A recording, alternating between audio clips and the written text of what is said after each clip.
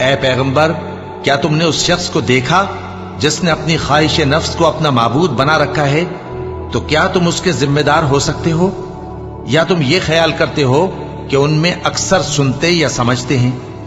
نہیں، یہ تو چوپایوں کی طرح کے ہیں، بلکہ ان سے بھی گئے گزرے۔ بھلا تم نے اپنے پروردگار کی قدرت کو نہیں دیکھا کہ وہ سائے کو کس طرح دراز کر کے پھیلا دیتا ہے، اور اگر وہ چاہتا تو اس کو بے حرکت ٹھہرا رکھتا؟ پھر ہم سورج کو اس کا رہنما بنا دیتے ہیں، پھر ہم اس کو آہستہ آہستہ اپنی طرف سمیٹ لیتے ہیں۔ اور وہی تو ہے جس نے رات کو تمہارے لیے پردہ اور نیند کو آرام بنایا اور دن کو اٹھ کھڑے ہونے کا وقت ٹھہرایا۔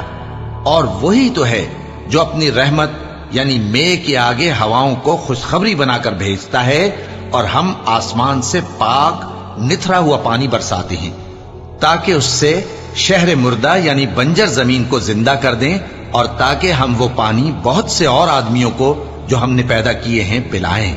اور ہم نے اس قرآن کی آیتوں کو طرح طرح سے لوگوں میں بیان کیا تاکہ وہ نصیحت حاصل کریں، مگر بہت سے لوگوں نے انکار کے سوا قبول نہ کیا۔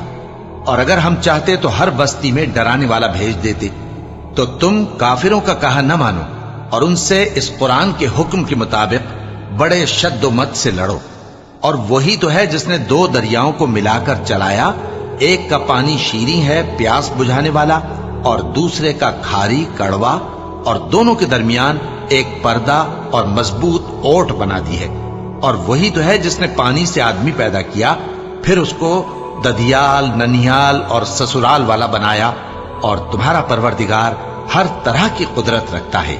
اور یہ لوگ اللہ کو چھوڑ کر ایسی چیز کی پرستش کرتے ہیں کہ جو نہ ان کو فائدہ پہنچا سکے اور نہ نقصان، اور کافر اپنے پروردگار کی طرف سے پیٹ پھیرنے والا ہے۔ اور ہم نے اے نبی تم کو صرف خوشی اور عذاب کی خبر سنانے کو بھیجا ہے۔ کہہ دو کہ میں تم سے اس کام کی اجرت نہیں مانگتا، ہاں جو شخص چاہے اپنے پروردگار کی طرف جانے کا رستہ اختیار کر لے، اور اس خدائے زندہ پر بھروسہ رکھو جو کبھی نہیں مرے گا، اور اس کی تعریف کے ساتھ تسبیح کرتے رہو، اور وہ اپنے بندوں کے گناہوں سے خبر رکھنے کو کافی ہے۔